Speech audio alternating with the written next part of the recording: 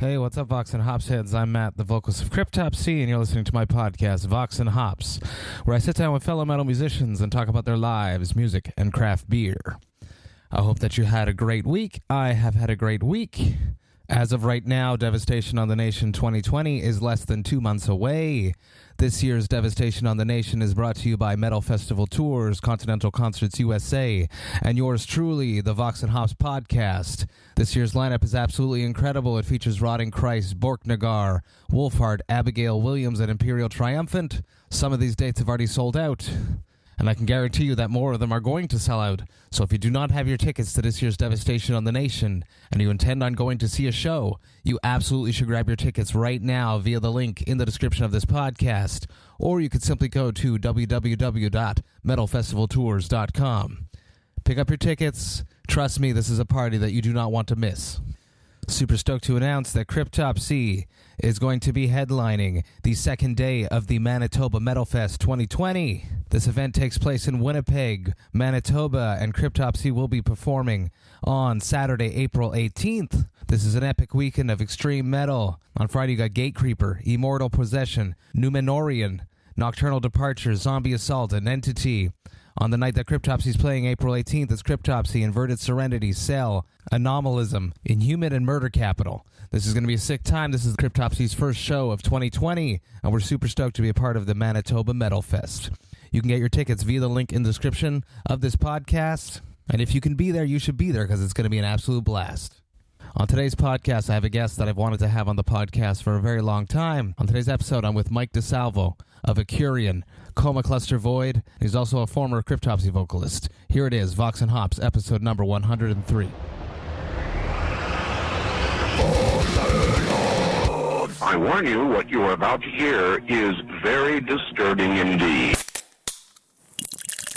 Hey, what's up, everybody?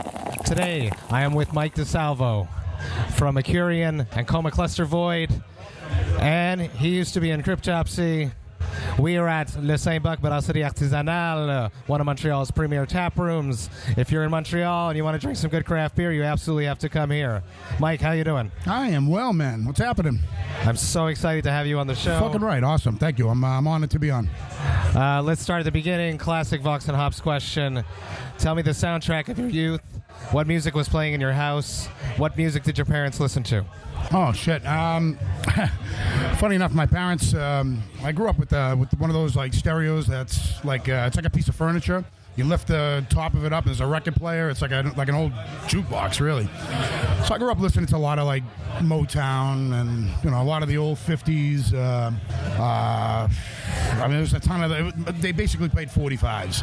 So whatever was on 45s in the 60s and 50s, 60s, and 70s is what we listened to. I had a funny thought though recently. Like one of the songs that used to come on when I was a kid was the Gap Band. It was "Drop a Bomb on Me." I don't know if you remember the song. No, I don't know this fucking song. Classic song. But for some stupid reason, I remember like listening to that, loving it as a kid. I don't know how much I love it now, but back then I dug the shit out of it. Playing it, put that song back on, put that on. It was just old memory, But yeah, I grew up with, I think at the time there was a lot of music playing in the house. For myself, by the time I got my first cassette, it was Journey Evolution. Actually, I remember that. Yeah, Journey Evolution, and then it went from Journey Evolution immediately into Led Zeppelin 4. Obviously, went the right route that way. And I like Journey too. But those were my first two, and I got them simultaneously for my birthday. I got a shitty little tape recorder that I was like a handheld. Like it wasn't even a boombox. It was just like a regular shitty tape recorder. Just sit and listen to cassettes on a shit sound with one speaker, not even stereo. Not even stereo, yeah. Like, this is the bomb, fucking killing it, man. You guys got shit. I got fucking cheap little bullshit radio with one speaker. But that was where it started, and I don't know. It's been a long-standing love of collecting and listening, and spent a lot of time and a lot of money listening to music.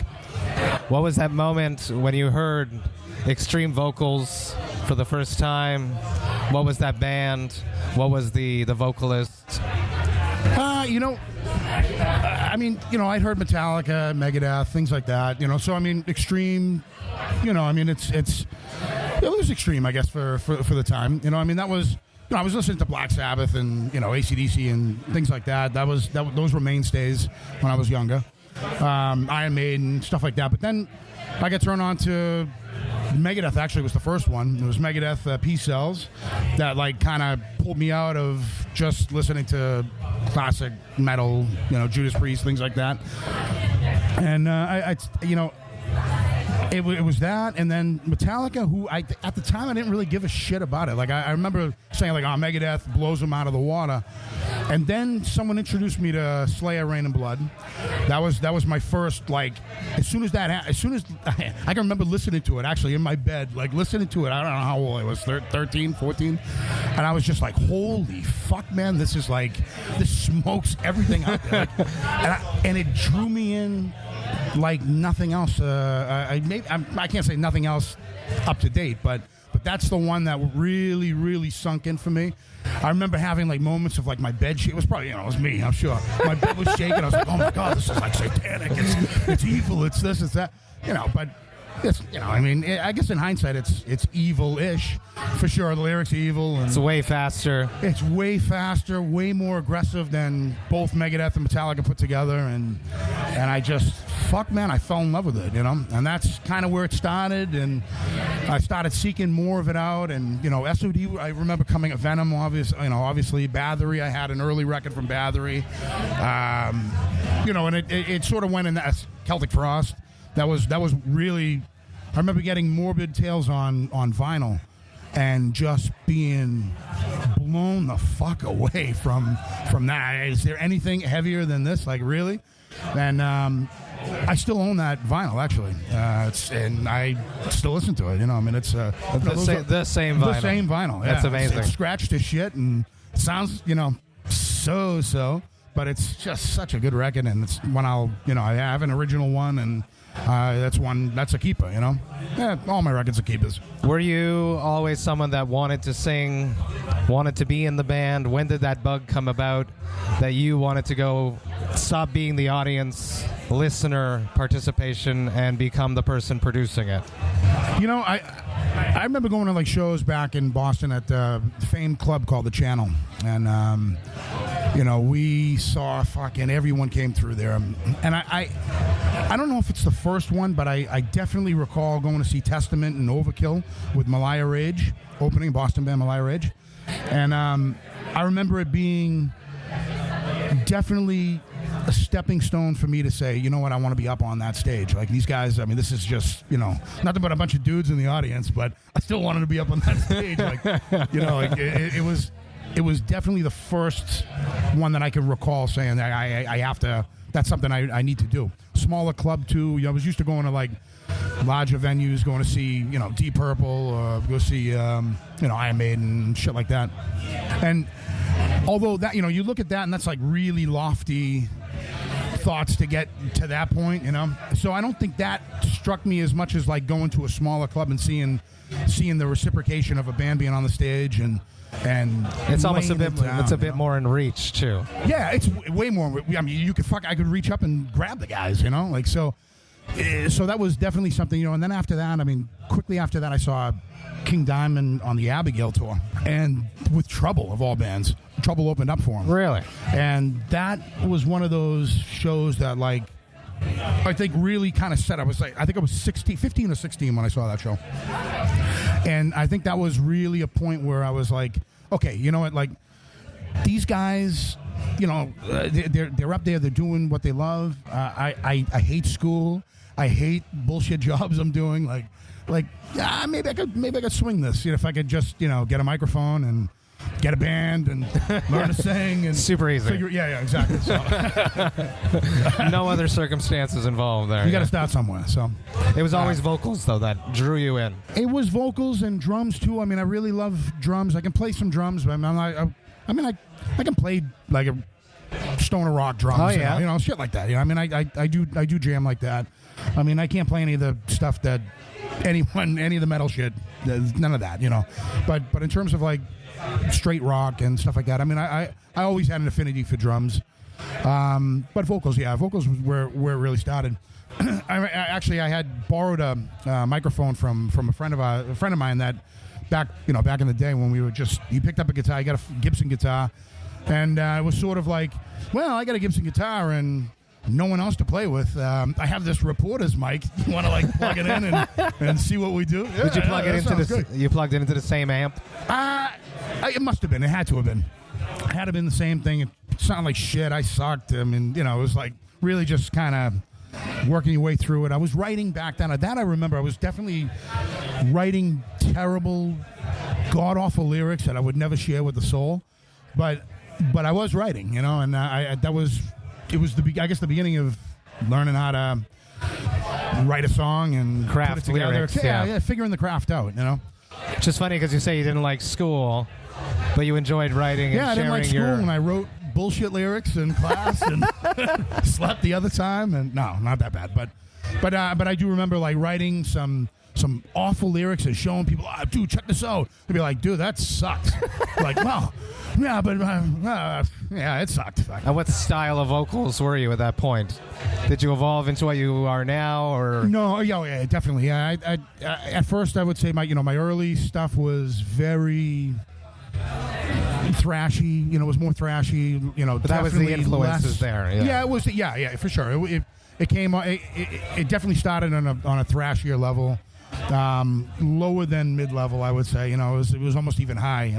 And as it progressed, I just got a little deeper and deeper. I fell in love with bands like Obituary and Sepultura, and both Max and John are massive influences for my early point of getting to that level of trying to be guttural and not even so much guttural. My early stuff I would say was even more guttural than it became. I've always had an affinity for both metal and hardcore, so I guess that kind of crept into it as well because I love both styles and never understood the challenge that those two groups had. It doesn't make sense at all. No, it's bullshit. It's totally comes from the same vein. It's terrible. And I grew up in a scene where metal and hardcore in the late 80s were very much one component. People, it was, you had the crossover, you had punk, and everyone got along at shows. And then all of a sudden, with various reasons, it just, it somehow got splintered, and it just drove the wedge deeper and deeper and deeper, and those factions really split. And then it became like every other scene, unfortunately, where Boston scene was so incredible that it became this thing where you can go to a show and get your head kicked in, or you can go to a show and get stabbed. You can go to show, so there was, I was there. I witnessed a scene that was a massive, incredibly gifted and an amazing experience to something that you had to watch your back everywhere you'd go at a fucking show. So, just exactly not what you want. No, exactly. And I think later on, I mean, even in Cryptopsy, I always try to preach. Anywhere we go, I always said, I see hardcore kids out here, I see punk kids, I see metalheads, I see death metal, black metal kids, let's, unite. Like, we are all one. Yeah, we're fucking one. It's all the same shit, man. Because one plays a little slower, or one plays, why differentiate aside from look? Yeah, we're all outsiders. Yeah, we're all outsiders from the norm. Exactly. So you've got outsiders that are all of a sudden don't like each other anymore. Like that, just never made sense to me. Creating smaller niches. Yeah, and it's unnecessary in an already, especially at that time, an already small scene. I mean, it wasn't that small, but some places were, you've been around. Some places are tiny. Boston's always been a really strong metal scene, hardcore scene, and to have that break up was kind of shameful, really, sad. I never thought the scene that I grew up in would turn that way. So we were just delivered a beautiful beer. We're at Le Saint-Bock Brasserie Artisanale. This is their Samaël. It is a black India ale made with rye. It clocks in at 6.9%. Cheers. Smells delicious. Yes, multi-delicious animal. Yeah, it does kind of smell like an animal. What the hell they put in this? It's a little farmy. Oh, it's delicious. It's delicious. It's got a nice malty bite. Smooth, ominous black, nice little head. Oh, yeah, it's tasty as hell. Really good. I think I've had this one before. Vox and Hops is all about craft beer and metal. Are you a craft beer enthusiast? I fucking sure am. Let's talk about that. Where did that start? Is it from being from Boston, or did it start when you moved here to Montreal? No, it definitely started in Boston. I remember, obviously we all grew up drinking bullshit beer.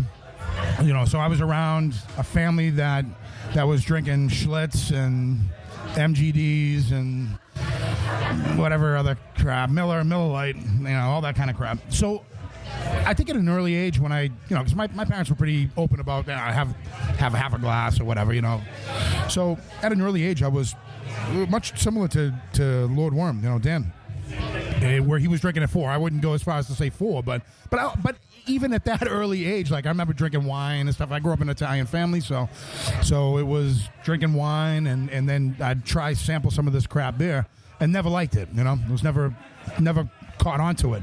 I think as I got older, I moved from the MGDs to Rolling Rock to, and then I realized, like all these beers really, I'm drinking to get hammered and party and go out and meet people and whatever. But I'm not really like super enjoying this. So I started changing gears and started spending more money on, at the time, the one and only one that was out there was Sam Adams. I drank the shit out of Sam Adams. Sam Adams was coming out with beer after beer after beer. I mean, they're up to, how many are they up to? 150 beers? Like more, for so sure. Many fucking styles. So, but I remember when it was just the lager, And now I drink the lager, I can't stand it. But back then, like, the lager was like so set aside from all the rest of the macro brewery madness that was out there that I really gravitated towards that. And then slowly after that, it was like Bass and Newcastle, things like that. So I'd start spending a little bit more money on those things. And then, I started getting more flavor for the darker beers. I'm definitely more a fan of the darker beers. So it became, little by little, brown ales. And then, of course, I went to stouts. And stouts is really where I would say my love is, I love all kinds of beer, but give me the opportunity, I'll drink a stout any day. What would be your favorite stout? It's Guinness. Like really, it is. It's Guinness. I will sample beers from everywhere I go. That's a stout. But if I'm saying my go-to drink, like that's $18 a fucking 8 beers. Yeah, I'm gonna get some Guinness. I love Guinness. A proper poured Guinness. Yeah, how do you go wrong? It's delicious. It is delicious. Yeah. I know a lot of people. Oh, it's heavy. It's this. It's that. No, it's 4.2. It's not heavy. It's actually pretty. But you know what I think it is? It's just people who are just like, give me a Schlitz, give me a Pabst Blue Ribbon. Oh my God, Guinness is just, it's like it's a different mouthfeel experience. It's almost like a whiskey to them or something, Scotch or something. No, it's simply Guinness. Life is good. Have a Guinness. Let's fast forward to that moment when you first heard of or saw Cryptopsy. Okay, so the first time I met those guys was in New Bedford, Massachusetts. We were playing a 10 kegger or 13 kegger, something outrageous like that. Definitely 10, maybe 13. And those guys came down, and at the time they were, and I've had this discussion with Lord Worm. I remember having this discussion with him, and I distinctly remember them being Gomorrah at that show. Okay. They were, for one time only, they were Gomorrah. He says they were something else. I was like, nah, dude, I'm telling you, man, it was like Gomorrah. Between Necrosis and Cryptopsy. Correct. Is that it? Okay. Yeah. So they did that one-off show. They came down for this 13 kegger. When you say that you mean that there was 13 kegs that were drank. Yeah, Got it. Yeah, 13 kegs. It was in an old warehouse, old mill, actually. It was an old mill in a mill town. This is a mill town. So we get there. There's a fucking ton of people. There's like 10, 12 bands there. The second it's about to start, everyone's getting drinks. Boom, the cops show up. Of course they do. What do? They wheel out the 10 or 13 kegs, and they're like, okay, boys. And have girls, fun. Have fun. And then all right, so anyways, the show continued. And I think it was, I don't know if it was Flo's first show, but it was definitely close to the first show. He was, I want to say he was like 17 at that gig. He could correct me, but I think he was 17. Met them, Steve, all the guys, instantly loved them. They were just, you know them. They're all, beautiful people. So, and they were then too, and they were super approachable. In fact, I think my guitarist at the time, Matt Raymond, it was Infestation back then. I was in Infestation. I was going to ask. Yeah, so he went to go shake Dan's hand, and Dan's like, oh, no, you don't want to shake my hand. He's like, wow, why? He's like, well, because it was just down my throat, and I picked up a bunch of worms. So, he's like, okay, well, yeah, maybe I won't shake your hand. I'll pat you on the back, and great show, He used to puke up worms? He did at that time, anyways. Yeah, or so he says. He did. Sure, he didn't. I'm not surprised. No, me neither. I'm sure he devoured them, and then yeah. But that was the first time I met him, and I don't know, I think I gave him a flyer for a show or something to Steve, or I sent him a flyer. I think is actually what it was. At post show, I think we had another show, and I sent it to them and said, "Hey guys, why don't you come down and hang out?" So I think he was so blown away by the fact that that I sent this flyer to him. It just created a pen pal sort of environment, and we kept in touch, and that band blew me the fuck away. They were awesome. They destroyed everyone at the show, hands down. They were professional. They were, they just had it. They had the it thing, and it was omnipresent at that time. Still is. At what point did you ever imagine that you would end up fronting that band? I was asked that question, and I was asked that question in an interview a long time ago, and my answer after I read the interview was super lame and cocky. Okay. And it wasn't meant that way, actually. It really wasn't. It was truly meant as when they were playing and when I had seen them and we come up to see them, we came up to play with them at the Jailhouse, I don't know, maybe within the year after that. And how I meant it was simply that I could see myself singing to those rhythms. Okay? So it was more of that, and the way it came across was like, I can see myself in that band, this and that, it was so lame and cocky. And I remember the band being like, dude, this interview sucks. I was like, yeah, this is really not a shining moment. It's okay, I'm lucky now. Flo doesn't read any fucking shit I do. Oh, beautiful. Back then they were reading everything. So it was like heavily scrutinized. So, and there was that, or it was a lot of swearing. As you know, I swear a lot. Or as you'll hear, I swear a lot. You can say whatever the fuck you want. Yeah, that's it, So, I think it was early on that I had, because I have this way of, like, when I see bands, I'll put my own rhythms to some of their stuff sometimes, just, it's a habit. It's not a I'm better than you, or it's just really just I listen to rhythms and I want to kind of adopt my own thing to it sometimes. It's just in my head. It's never out loud. It's never.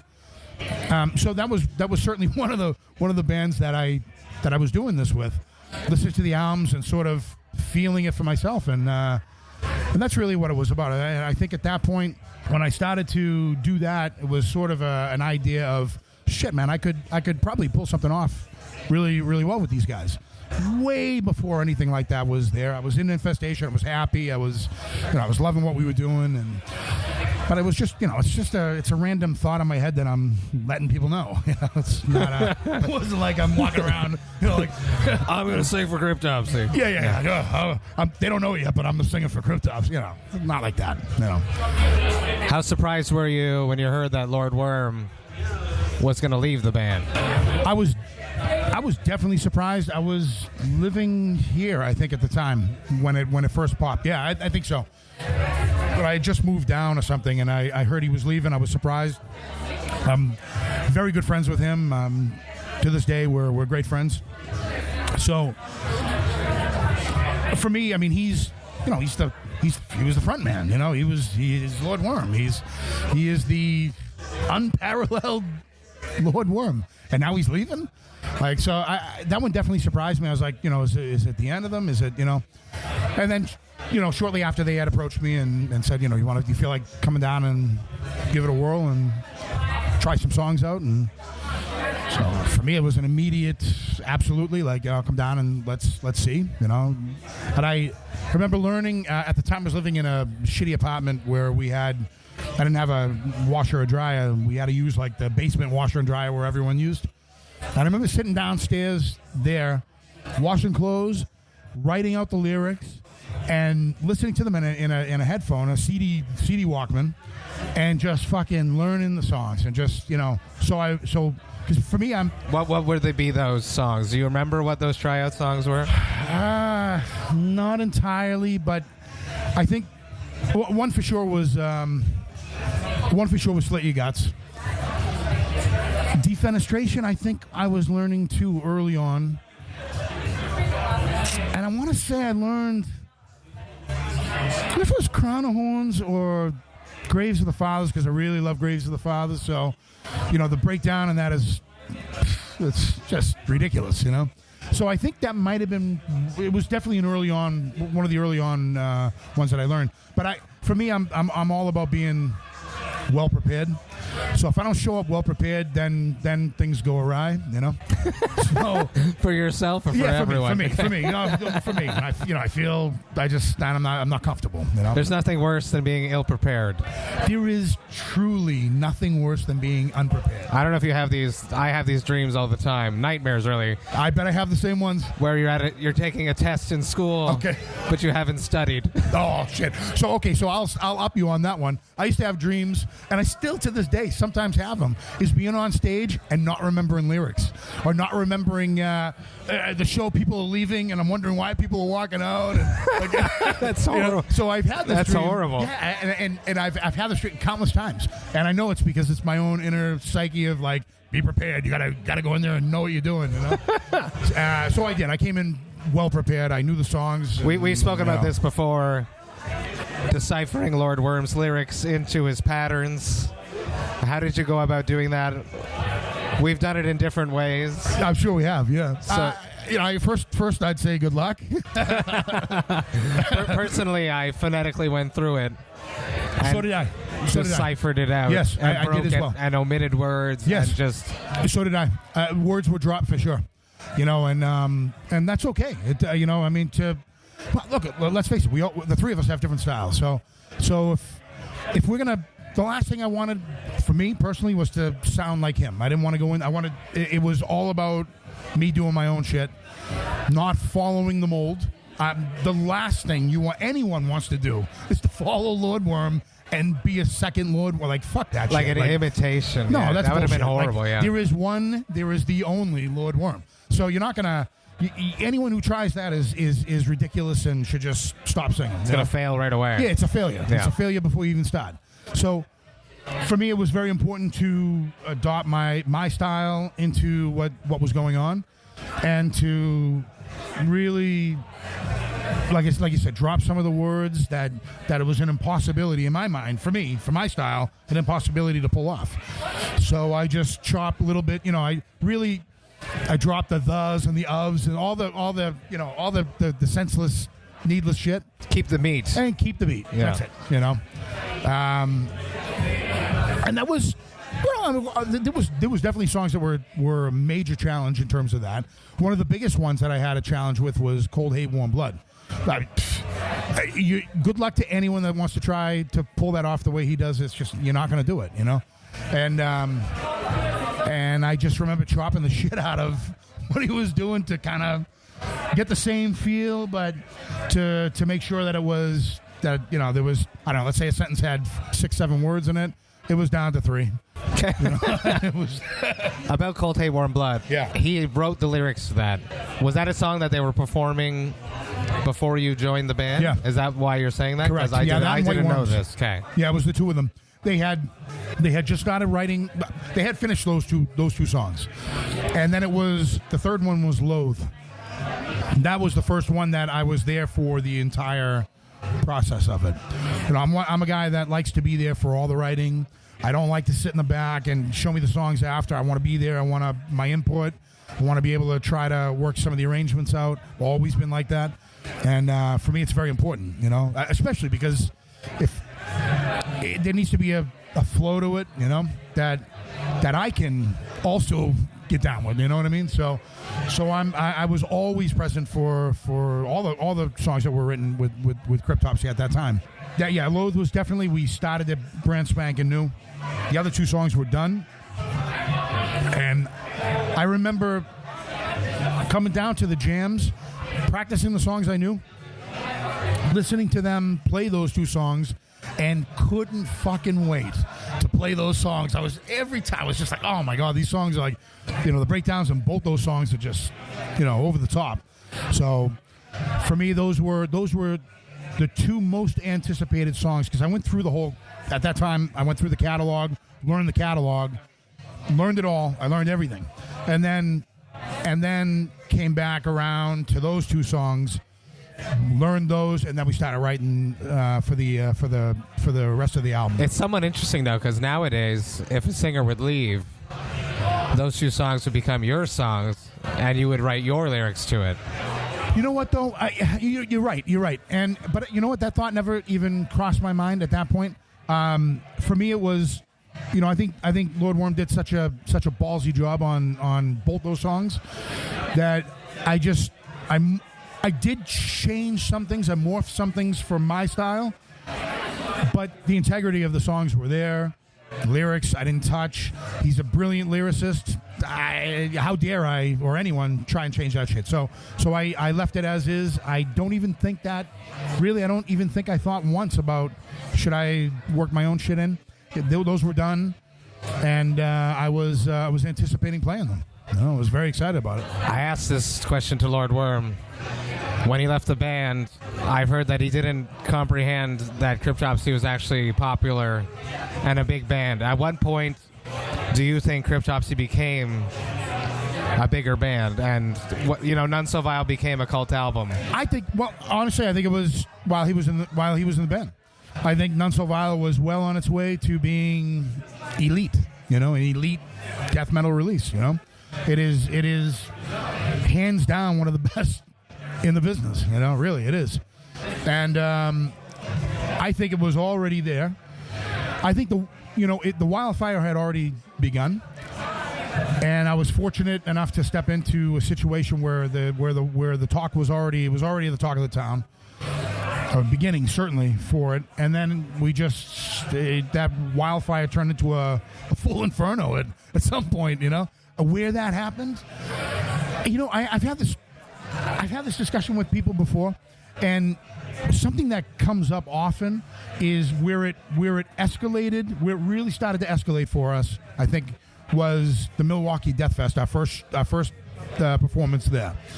And I think at that point, Century Media got in touch with us at that point, and so did Nuclear Blast, and so did there were several labels that had been, dare I say, clamoring for it. At that point, they were really on it, and so I have to say, I have to liken that performance with really where it started to become, this monster, where it was a fucking inferno. I don't know what else to call it, A lot of bands would have just rested on their laurels and written another None So Vile.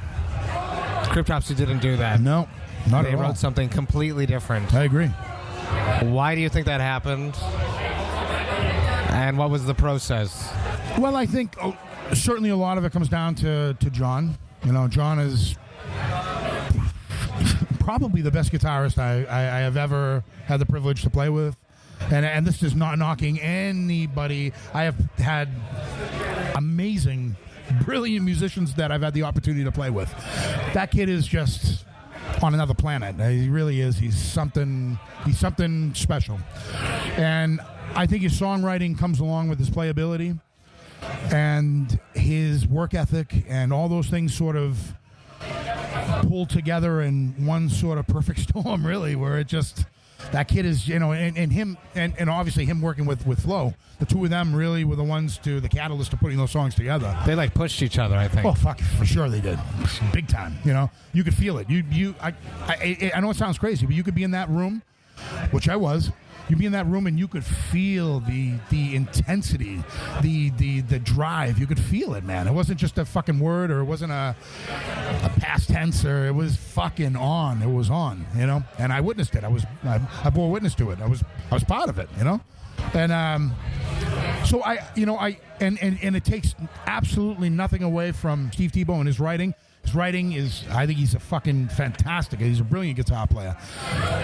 But I think that he just brought something new to the table that was not really present, really. You know, I mean, at least, you know, I mean, I consider myself to be up on metal, and I consider myself to be, you know, certainly well in the know of bands, and I didn't know anyone that was doing what we were doing at that point, you know.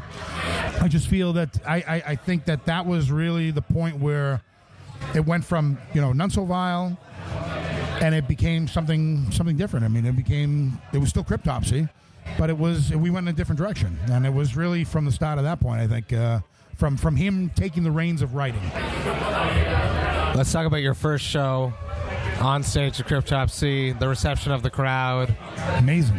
Yeah? Oh. Let's talk about it. Yeah. Yeah, it was. It was at the Foofs, and I heard there was a rite of passage that happened. There was a rite of passage. Yeah, it was. And to this day, I don't mean this in an egotistical way in the least bit, but I think it was really one of Montreal's, Quebec's, like, huge moments in death metal, like that transition, because, you know, nobody's ever fucking done that. Nobody ever did it then, for sure. And what it was nobody knew that he was out. They kept it really under wraps. And what ended up happening was we'd practice it at the jam. So he would come up, he'd sing Crown of Horns. 3/4 of the way through, before the solo started, he'd collapse, and then I would come up and I would pick him up and toss him into the coffin. So the coffin was laid out. Somebody brought it up. I think it was brought through the crowd, brought up, put on the stage while he was there. I'm in the back,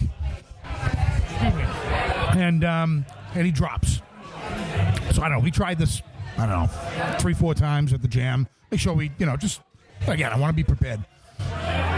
I go to pick him up, and I'm like, "You son of a bitch! I don't know what you got, like lead in your fucking pockets or something." You're like, he was playing dead for real, dude. Yeah. He was playing dead, and there was no lift, there was no give, there was no nothing. So I go to pick him up. I'm like, "Oh shit, here we go." So the solo's going on. I'm like, I got to get this kid in the coffin. I got to get him the fuck out of here before my part, the ending where I sing. So I pick him up, I heave him up, and I fucking toss him, and I literally had him by his shirt and by his pants, like his top of his pants. I fucking yank him up, toss him in, and the last thing I could think of was like, because I finally put him in, and he was, like I said, he was so heavy at that moment, I fucking kicked the coffin. They grab the coffin, they pull him off the stage, I pick up the mic and start singing. And then as I'm singing, they pull him through the crowd, and they just walked him out of, it was just unbelievable, like really. And then you finished the show. Momentous, yeah. And I finished the show from there. Yeah, unbelievable. Yeah, it was awesome. It was really one of those, like, one of the highlight, favorite shows. I mean, it's the first show for one, and I was amped up. I was psyched. I was super honored to be up on stage with those guys, and it was really a moment in time where it changed my life. Really. Let's move forward again to the last show. I've heard a rumor it was at Wacken. I don't know if that's correct or not. That is true. Yeah, it was at Wacken. And we opened that set. We opened that show. First or second night. It must have been the second day. But we opened it at, 1 o'clock or whatever it was. And the place was, it was, I don't know how many fucking people, 20,000 people, whatever it was. A shitload of people. Show went smooth. It was actually, funny enough, and I remember this too, it was the first time I used a wireless mic. Never used one before. I'm an old school guy. I was like, give me a regular mic, That time I had the offer given to me, and I was like, fuck it, let's do it. And I loved it. Yes, freedom. Oh my God, the freedom. I was like, what? I'm so old school. Why am I so old school? Oh yeah, because I'm old. Fuck. So yeah. So at that point, I remember finishing the set, coming back off the stage, and standing and made a point to stare out at the stage and stare out at the crowd, and had that distinct feeling of this is the last time. It was the last time. We knew that it was the last time with them, but for me, it felt like it was the last time that I would Ever perform. perform a full show. It just felt that way, Wow, and it has okay. been. I've gone up. I've done songs with you. I've done songs. Well, with Cryptopsy, I've done songs with with other bands too. I've done several guest spots, but I've never done a full show since Vakin. Unbelievable. And it was pretty much like this is like kind of going out on as high as you can go. yeah, really. That moment must have been just It was tears. It was Yeah. I definitely had tears for sure. Looking at the guys, the moments, as you're doing in between songs, taking it all in. Not during the set. During the set, everything went very smoothly. It was a great set. But it was afterwards, just standing there and looking out, and then for sure, tears welled up. Absolutely. But I'm an emotional guy, so that definitely hit me. And Martin Lacroix was there, and he finished that tour. Am I right or am I wrong? No, I don't think so. No. Okay. No. Because This was a one-off show. Yes, it was. Yeah, that was a one-off show. And then there was another show that was booked when we came back, which was booked in Ottawa. And then before we went to Vakin, though, they said, "Okay, well, you want to finish up with Ottawa?" I was like, "Cancel the fuck out of that show." Nothing against Ottawa. I love the shows we played in Ottawa, but nah, we're not. No, you're not going to finish in Ottawa. Find someone for that one. Yeah. And again, like we played Ottawa, and there were always fun shows, and I love the Ottawa shows. We'll move on to Acurion. I've heard it. I've heard this record. Awesome. Being in a band with Ollie, we drink beer and we listen to music. Nice. What do you think? I love it. I'm Awesome. wondering when it's Appreciate going to that. see the light of day. All right, I have some news. I finally have some news about it. Good. Let's talk about it. Yeah. Okay, so all I can say right now is that it's going to be the first or second week of April. That's what we're looking at right now. So it's a tentative.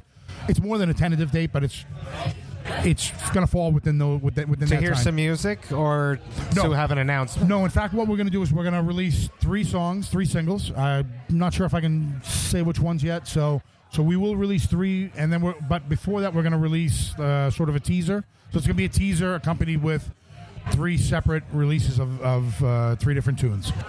For everyone that isn't aware, Acurian is almost a mashup of Neuraxis and with you on vocals. Yep, Cryptopsy, Cattle Yeah. Decapitation. Yeah, it's with Tommy. It's Tommy unbelievable. McKinnon playing drums.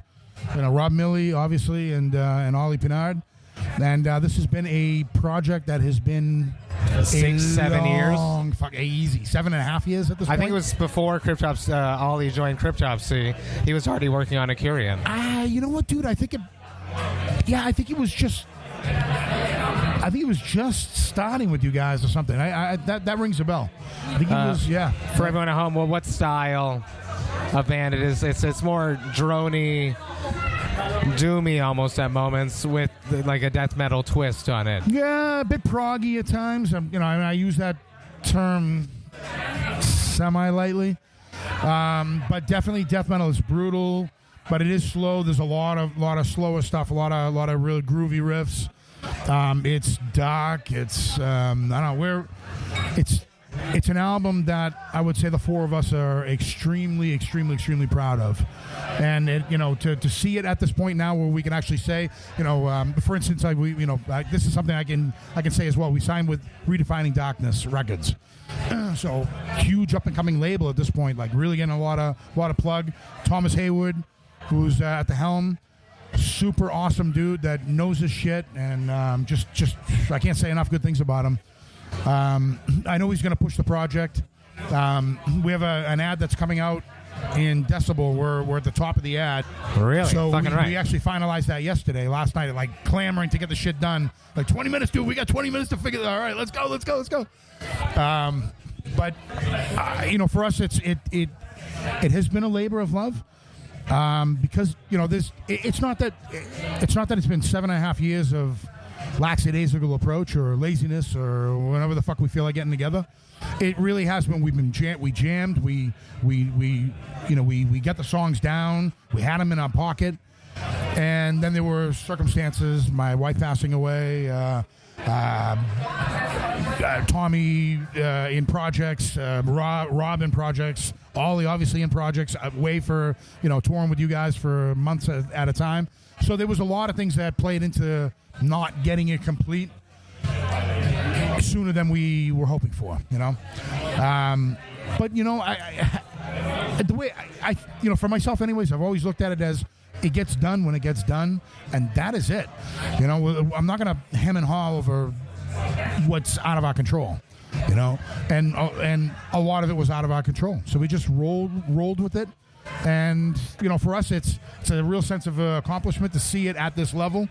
Now we're there. We see a light at the end of the tunnel.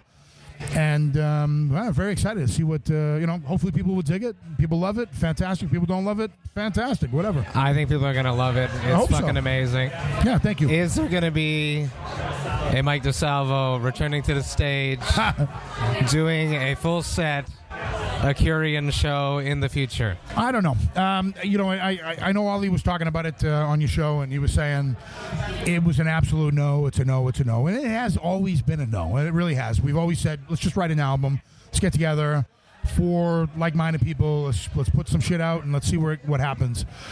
But I think as it's progressed, I would say that absolute no is turned into, look at if there's a strong offer, if it makes sense, if there's got to be a few things that come into play. I don't want to ham-fist it. I don't want to and half-ass it. That's the last thing on the that I want to do. Touring is probably out of the question. I got 2 young kids. That's not likely. I'm not one to ever say no.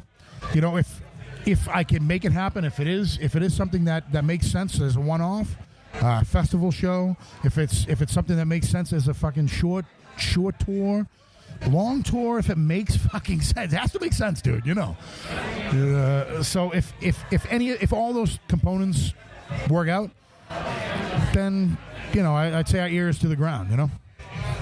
I'm super stoked for it to come out. I'm super stoked to hear it again. Thank you. Everything I've heard has been amazing. It's awesome. Really feel good about it. Excellent to hear your vocals on music again. Awesome, man. Thank you. Let's talk about Coma Cluster Void. How did that come about? How did you end up singing for a band overseas? Yeah. This one came out of the blue, first of all. When Gene had reached out, I think it was Gene that reached out to me first. And then subsequently, I think it was Sylvia that had reached out almost immediately after, through, of all places, LinkedIn. Really? Yeah, reached out through LinkedIn. The fucking LinkedIn owes me money for that. Those guys, they reached out to me and they were like, I've had many people over the years reach out and say, hey, would you like to join this project or whatever? And it just wasn't the right fit. It was never the right fit. So, but I always listen. I do. I always listen to the songs and see, all right, is this something to do here? Is there, is it worth putting time and effort into it?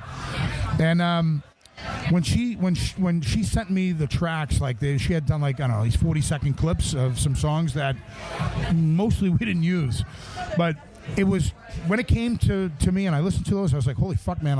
This is something I have not heard before. Similarities, but not something as brutal and honest and intricate, and it just something rubbed me the right way. And I got back in touch with them. I said, look, and I'm interested. Let's talk. And we figured out the things that need to be figured out, and I started working on some material for them. They were huge fans of my era with Cryptopsy, and so for them, they were like, look, we love the lyrics, we love the style, and we want you to formulate some stuff. So what we did was we still have a very strong working relationship in terms of how we work. The symbiosis of having them send tracks, work the lyrics in, figure them out, lay down some tracks, send it to them. Even I'm jumping ahead of the game. We'll Gene and I will sit down together and figure out generalized topics. We did it first, then it became something more, and now it's at a point where it's almost like we liken it to, and I liken it in terms of the style, not even the style, not even the theme. What am I looking for? The concept. The concept of having a Pink Floyd The Wall kind of idea. Oh, cool. So a full story implanted I love that into shit it. too. Me too. Yeah. And I've never done that. I had the chance to do on Thoughts from a Stone, the second album, which is an EP, 24-minute long song. I'm a huge Floyd fan. So the 25-minute long songs, love them. Fucking love them. Love them, and I wanted to do one. So I got the chance to do that, and then obviously this opportunity of doing something that's a full-scale story based on a universe that's of Coma Cluster Void. And as daunting as that may be, and as challenging as that is, I love a challenge. And I've created an outline for the new album called Absurd Romanticism. But it's very, very, very early on. Like we've got a couple of tracks that have been done musically, riff-wise. And the rest will just come. They feed me the tracks. I write the words. I do the arrangements with Gene. We figure out where we're going to place them. And then I send the tracks back to them. I put the placement of where there's other vocalists in the project as well. In this case, it's Lindsay O'Connor and Austin Taylor. At this point, Jen, my late wife, she had done some vocals. She was actually in the project by the end of it, and so it's always been a very vocal-driven project, really, with lots of vocals, lots of different vocals, and I would plant the seeds in terms of, this part will be me, this part will be you, this part will be, pass those on to Jean. She disseminates all that shit off to the rest of them, and it's the first time I've ever worked within those parameters. Just so not in a jam room. No, not in a jam room. Weird. It's strange, but it's okay, It must almost be strange because you get so in love with your idea, and then you ship it off, and then, whereas in a jam room, they'd be like, no, stop, don't do that. No, for sure, yeah. Yeah, there is that. It must be a bit strange, that, yeah. Yeah, it is. It's definitely strange. For me, I'm not super technologically savvy, so I've had my own challenges in terms of that. How do you track your vocals? Where do you do that? I track them on, we use Adobe. I throw the tracks of the guitar tracks and drum. Jean, what Jean will do is she'll track her guitars, and then she'll program the drums, send them off to the drummer. This is what I want, and those come to me. So there are always slight changes from once it goes from programming to organic. There's some changes. Yeah. So there's some fluctuation in terms of the vocal arrangements and things on my behalf, but we at least have an idea, working idea. So I track in my house, have some drinks, loosen up, and just go. Sounds like just fun. Track them and send it, and it's a blast, really, But it's different. It's unique. It's a unique way that I'm, just not now I'm privy to, but I haven't been for all my career. Is this another situation where the right offer will have a live performance, or is it not feasible? I don't think it's feasible. We did have an offer to play the Decibel, Philadelphia Decibel Beer and Metal and Beer Festival through Translation Lost Records, who we're signed with, and Drew had reached out and said, "Look, I can get you a spot on there. Are you guys interested?" And we've got people in Oregon, in Michigan at the time, 2 in Berlin, 1 in Canada, or 2 in Canada. It's a pricey flight. Yeah, it's the flight, it's the getting together. I'm not going to do that show without jamming with these guys, and multiple times. It's not going to happen, for me. Maybe other people will. I am never going to step foot on a stage without practicing and jamming it out. Back to that nightmare. No. That nightmare would happen, and I know it would. And it would be all those nightmares that I had brought into one fucking moment. And I said, fuck, I've been told in my nightmares. Somebody told me fucking countless times. Not listening. And here I am showing up like an asshole and trying to pull it off. No, not going to happen. So again, I would never say never, but the likelihood is almost no. It's a studio project. And although I have some really awesome ideas that we could pull off, like, for... Stage-wise, chorus-wise, I won't go into details because I don't want some motherfucker stealing it, but no, seriously, like, in my head, I see a grander vision of it that would need to pass and fly by with by Gene, but it's not likely. I'll leave it at that. Mike, yes, thank you so much. Coming, chatting with me, having a beer with me on Vox and Hops. Fucking right, man. It Awesome. is an absolute honor. It has. Cheers. Been an honor. Cheers, my friend. Hey, thank you all so much for listening right to the end. You know that I love and appreciate that. Mike, such a great dude, such a great chat, such a great night. We stayed at Saint-Bock Brasserie Artisanale until very late that night, enjoying many a craft beer. Huge shout out to Saint-Bock Brasserie Artisanale for welcoming us so warmly, taking good care of us. If you're downtown Montreal and you're looking for a good place to have a good brew, the Saint-Bock Brasserie Artisanale is the place for you. Trust me. That's what I do. That's what I tell all my friends to do. They got great beer. They have a great atmosphere. They have a great crew. Shout out to the Saint-Bock. As always, the best way to support the Vox and Hops podcast is through the Vox and Hops Big Cartel page. Any support that I receive is greatly appreciated, and I love you all for doing that. Another thing you can do if you want to help the podcast is simply talk about it. Tell your metalhead friends. Tell your craft beer loving friends about the podcast. Tell them to like and subscribe to all the social media pages. You can rate the podcast on Apple Music or on Spotify. That always helps. And you can always leave me a comment. There would be no Vox and Hops if it wasn't for all of you listening. So a huge thank you, a huge cheers. I hope that you guys have a great weekend. And remember to enjoy life, metal, and craft beer. Cheers, Vox and Hops heads.